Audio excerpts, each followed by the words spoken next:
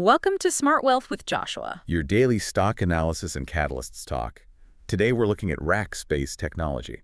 If you find our talks useful, please consider subscribe, like, and comment underneath. And we definitely have a wild one today. We really do. I have to say, I was looking at the pre-market data this morning, and I honestly thought my terminal was broken. We need to talk about the rocket ship in the room. Or maybe it's the zombie that just sprinted out of the grave. The price action is just absolutely absurd. I mean, we see volatility in this market all the time. We see short squeezes, but this is something else entirely. Absurd is the right word. We are looking at a stock that, until very recently, was trading at 42 cents. That is literally loose change you find in the sofa cushions. Yeah, you couldn't even buy a candy bar for that. Exactly.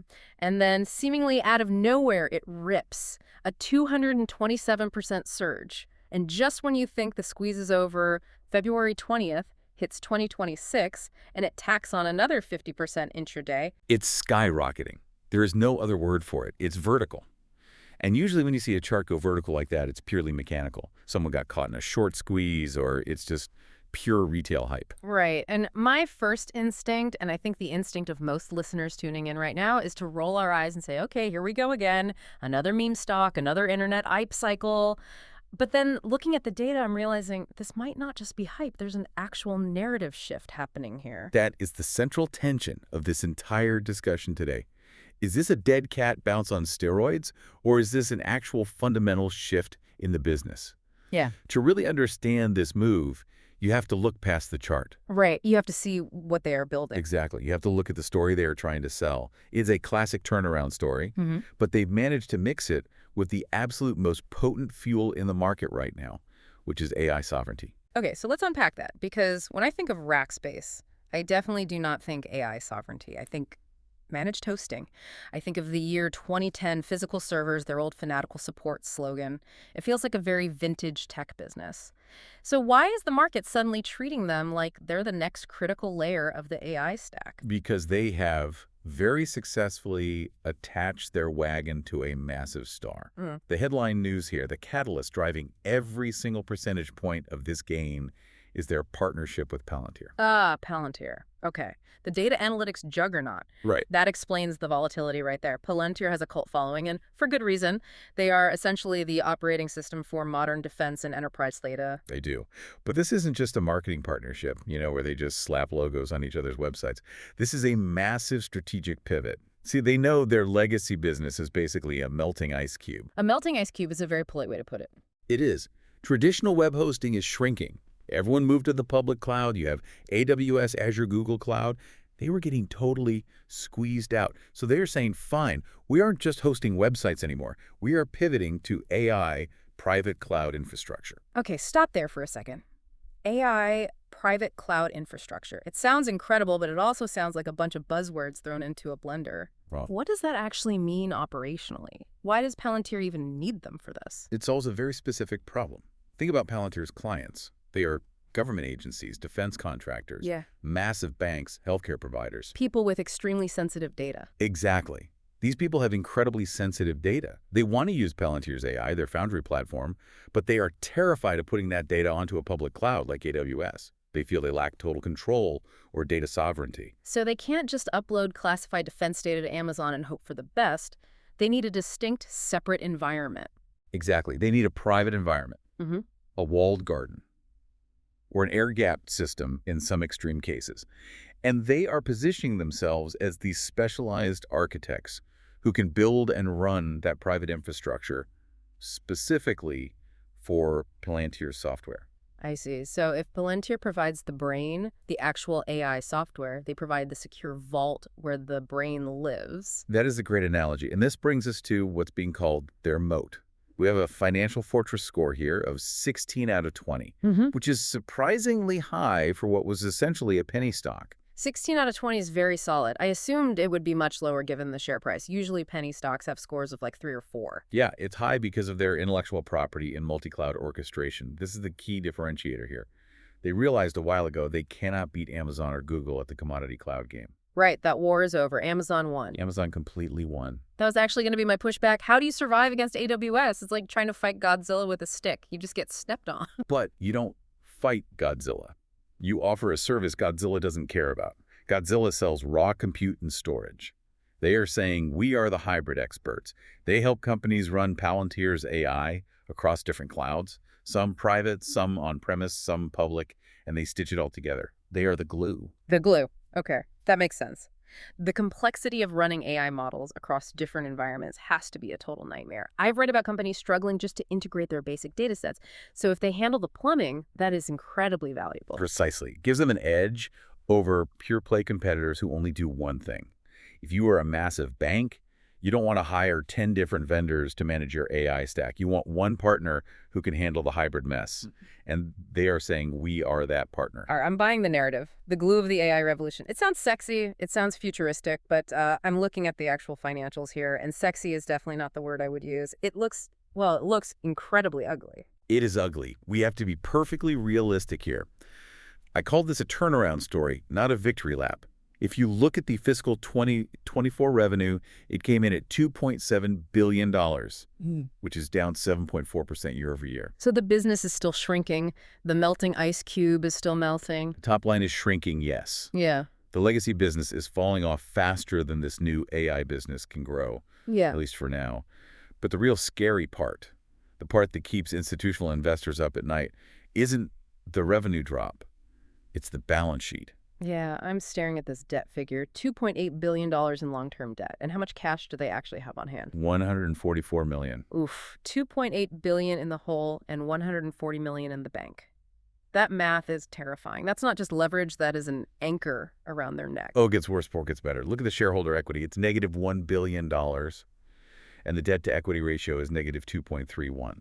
Negative equity. So technically, on paper, they owe more than the company is worth by a massive margin. If they liquidated today, shareholders get zero. Correct. The market was pricing them for bankruptcy. That is exactly why the stock was at 42 cents. It was priced as a lottery ticket on survival. Essentially, the market was saying this company is likely going to zero, but if it doesn't, it's worth something. And I see the current ratio is 0.71. For listeners who might not be accounting nerds, a current ratio below 1 usually means you might have trouble paying your basic bills in the next 12 months, right? Exactly. It indicates acute short-term liquidity pressure. It's like living paycheck to paycheck, but your credit card bill is consistently higher than your paycheck. They are walking a very thin tightrope. Okay, so we have a company that is shrinking, drowning in debt, has negative equity, and barely has enough cash to keep the lights on. Why on earth are we in the market so excited? Why did it go up 200%? Is it really just the Palantir name drop? Because if so, that feels like a huge trap. It's not just the name. There is a very specific, very compelling bull case hidden in the operational numbers. It's called operational stabilization. Operational stabilization. That sounds like corporate speak for we stopped bleeding quite so fast. But stopping the bleeding is the first step to survival. Look at the free cash flow margin. This is the metric that actually matters here. It has improved to a positive 6.4%.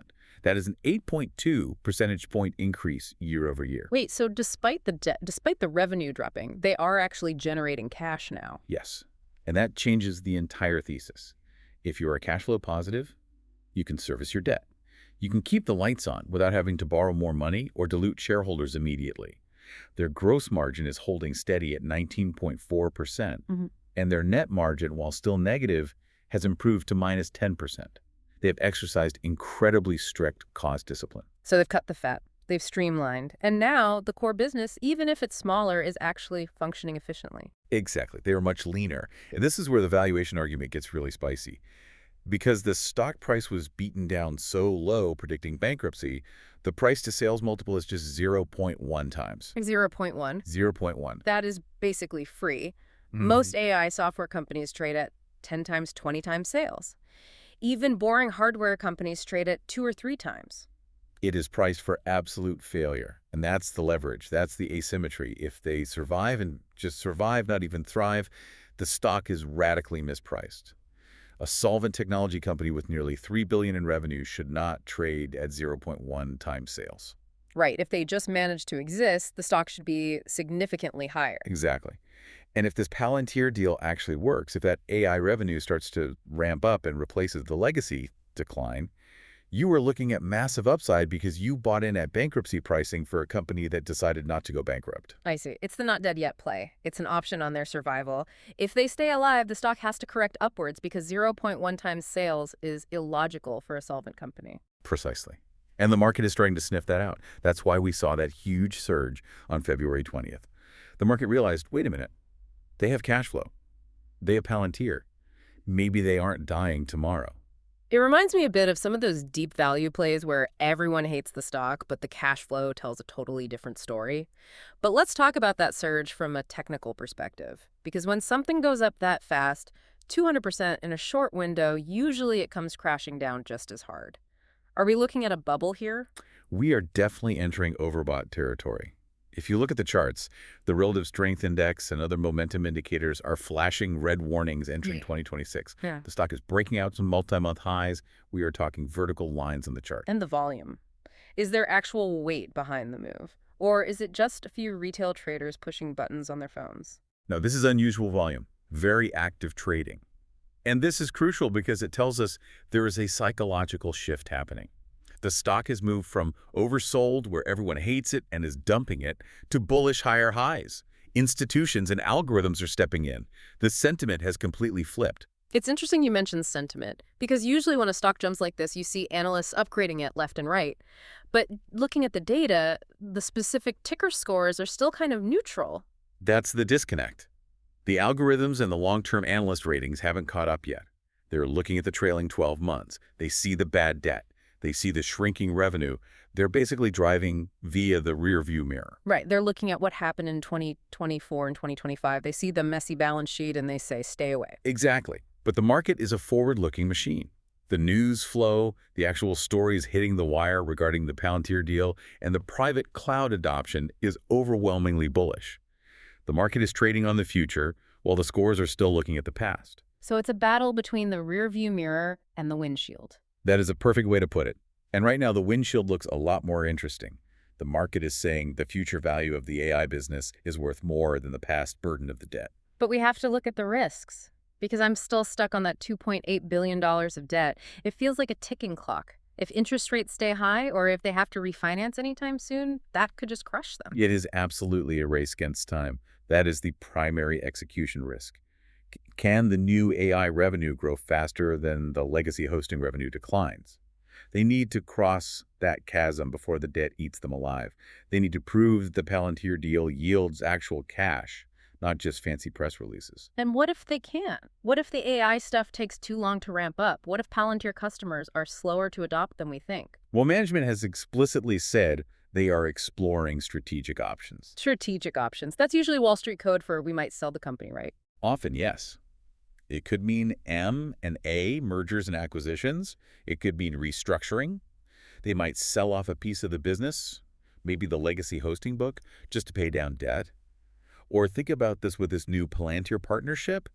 Maybe they become an acquisition target for someone who wants that AI infrastructure capability. Well, interesting. So maybe Palantir buys them or a private equity firm that wants to roll up AI infrastructure? It's entirely possible. The infrastructure they have built is real. The data centers are real. The specialized expertise is real. So even if the business struggles to grow organically, there might be a buyout floor under the stock price.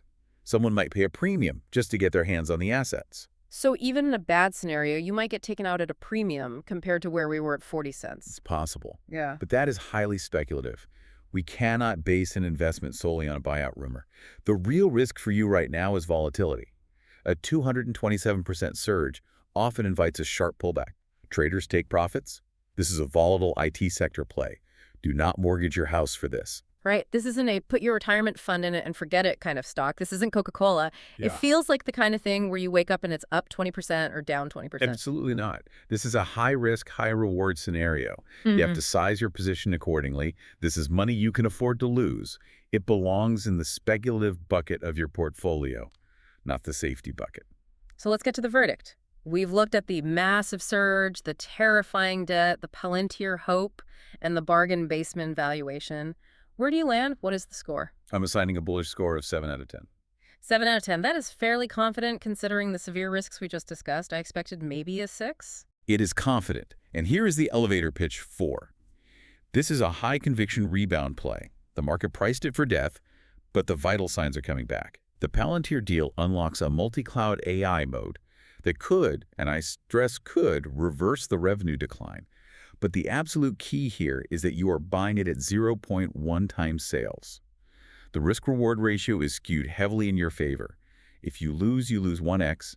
If you win, you can make 5x or 10x. That asymmetry is really the key to smart wealth building and speculative assets. You want big upside if you're right and cap downside if you're wrong. So how should we trade this? Is this a long-term hold? Are we marrying this stock? No, I would not marry this stock yet. I would define this strictly as a swing trade. We are looking toward the Q1 2026 earnings in the spring. So we're holding for a few months to see if the story holds up. Exactly. You want to watch the upcoming earnings reports? You're looking for one thing specifically: revenue stabilization. You don't even need massive growth yet. Just stop the shrinking. Show us that the floor is firmly in. And of course, any further updates on the Palantir integration. If those two things happen, the stock has a lot of room to run. Okay, so keep an eye on the Q1 number. If the revenue flattens out, that's the green light. If it drops significantly again, maybe we reevaluate and just cut our losses. Correct. You have to be incredibly disciplined. Set a stop loss, watch the earnings, and do not get emotionally attached to the hype. This has been really fascinating. It honestly is a classic underdog story. The old hosting giant trying to reinvent itself for the AI age. It's almost like watching an old boxer try to make a comeback in a totally new weight class. And doing it with a very heavy backpack of debt strapped to him. Yeah, the backpack is definitely there. But if he lands that one punch, that Palantir punch, it might not matter. So here's a question I want to leave you with today. We talked about the debt and we talked about the AI. Is this company a value trap? A cheap stock that's cheap for a reason because it's hopelessly burdened by the past? Or is it the undervalued engine room for the next phase of the AI revolution that everyone else is completely ignoring? That is the billion-dollar question. And for once, the price of admission to find out the answer is only a few dollars a share. Thanks for tuning in to Smart Wealth with Joshua. We'll catch you next time. Happy trading.